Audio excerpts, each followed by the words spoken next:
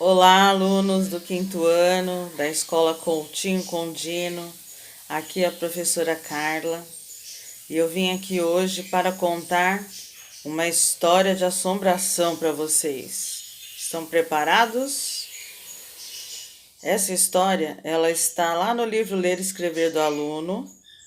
Depois eu vou colocar o número da página para que vocês possam acompanhar. O nome da história é Entrando no Quarto Misterioso. O que será que tem nesse quarto misterioso? Vamos tentar descobrir? Essa história foi escrita pelo Adriano Messias. Depois eu vou colocar algumas informações também sobre ele para vocês conhecerem ele melhor. Então vamos lá para a história? Vem comigo! A chave que abre a porta daquele cômodo sempre fechado, construindo atrás da despensa, ao lado de velhos barris de carvalho.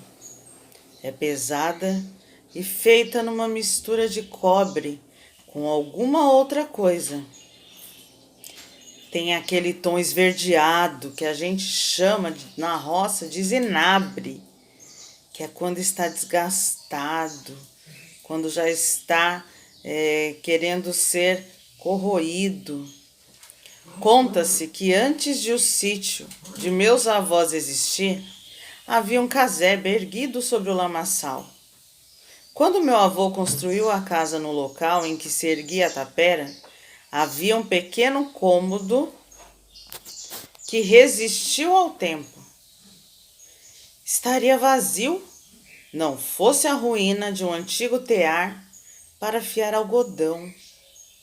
O tear original sumiu, contou-me Bá certo dia. Daí, minha falecida bisavó comprou um tear novo e começou a trabalhar no mesmo local em que encontrou o tear antigo. Daqui em diante, fica uma lacuna. Ninguém sabe o que aconteceu. Muito tempo atrás, as pessoas não tinham o costume de registrar os acontecimentos como fazemos atualmente. E por isso sentimos que o quebra-cabeça do passado fica sem algumas peças importantes. Por que aquele casebre não foi demolido de todo e por que foi conservado um pedaço dele mesmo no corpo da casa do sítio? Ninguém nunca soube explicar isso. O que ouvi dizer é que o quartinho de taipa original é hoje aquele quarto fechado que vou abrir esta noite. Todos dormem nos quartos que ficam além da salona. E se tenho olhos que me espreitam, devem ser apenas de almas boas que vagueiam próximas às janelas que dão para o quintal. Nem o gato Eurípides está me acompanhando. Estou sossegado para colocar a chave na tranca. Por que será tão gostoso abrir portas, ver o que há do outro lado das coisas? Você já fez isso? Já olhou pelo buraco da fechadura para ver alguém tomando banho? Estou com muito medo agora. E para não despertar ninguém, uso minha lanterna de bolso. Faço 2 voltas com a mágica chave. Tlec, tlec. Foram os sons da fechadura de ferro. Um tanto decepcionado, entro em um cômodo aparentemente normal. Os sons da fechadura de ferro. Apesar do escuro quase absoluto, sinto o cheiro de lugar fechado com o ar do passado. Fecho a porta.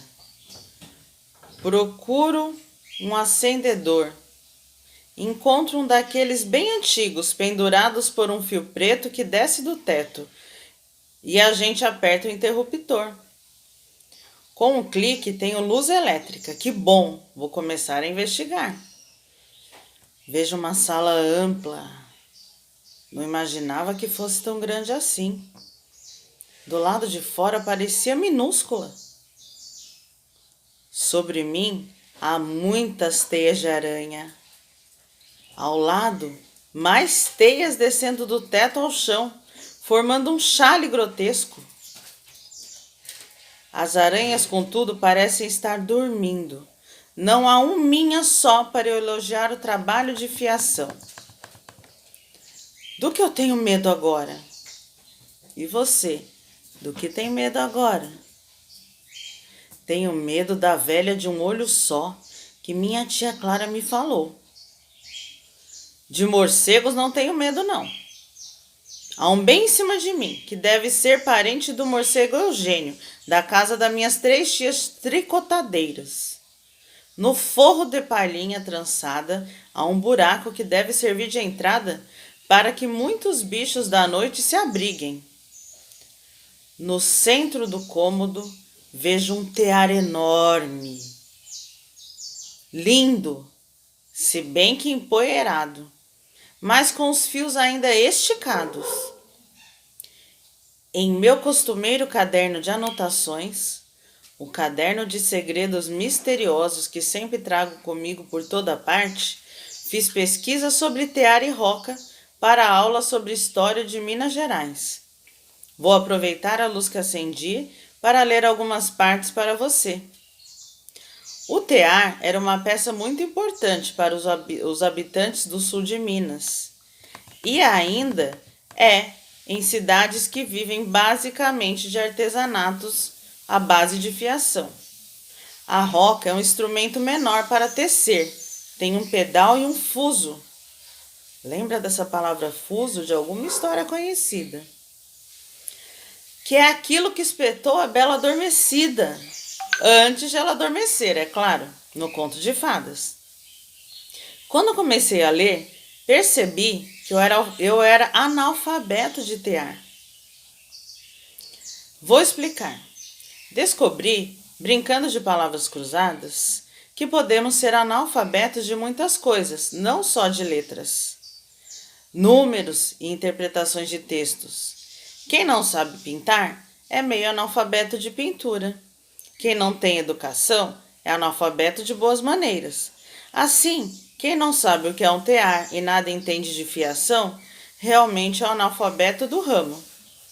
Angustiado com essa história dos analfabetismos que nos rodeiam, tratei de entender um pouco mais sobre um tear e uma roca. Arrumei um desenho de um tear antigo e escrevi o nome das partes para que você possa entender melhor. Veja o desenho e acompanhe minha explicação. Um conjunto de fios esticados é chamado urdume. Quando há vários conjuntos de fios esticados, chamamos de trama. Palavra legal, pois também dizemos assim: a trama do filme de suspense é muito bacana. É que a vida é um tear. Temos nossos fios também, não é? E temos ainda as tramas, os tecidos e os textos. Mas voltemos da filosofia. Este tear que você está vendo no desenho é chamado de tear de pedal. Os fios trabalhados podem ser de algodão cru, tingidos ou não. Na trama, eles são assados no sentido transversal do tear, com o auxílio de uma agulha chamada navete. A trama é passada entre os fios de urdidura, por uma abertura entre os fios ímpares e pares denominado cala. Alguns teares também precisam de um pente, mas não aquele de cabelo. Um pente é um objeto que permite levantar e baixar alternadamente os fios da urdidura, para liberar a abertura cala e a passagem da trama, entendeu? Parece meio complicado, mas não é. Agora, veja uma roca no outro desenho que fiz. Ela é um instrumento usado para manufatura de fios artesanais, por fiação manual. Com a roca, podemos fiar fibras de origem animal, lã de carneiro e de cabra, por exemplo, vegetal, algodão, linho, rame, juta e até sintética. Descoberta mais recente. Vovó sempre diz cada roca com seu fuso.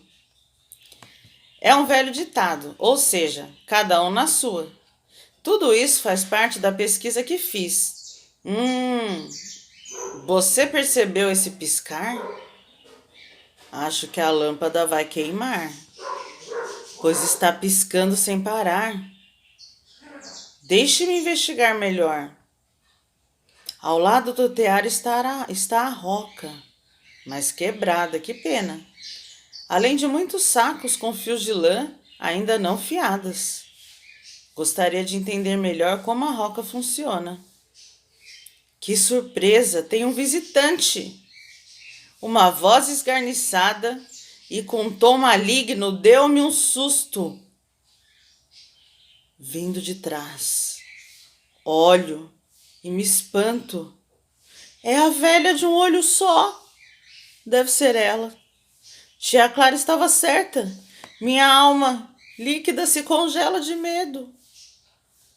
Quer que eu lhes descreva o que eu vi? Agora você vai ter que esperar até a próxima parte da história. Até mais!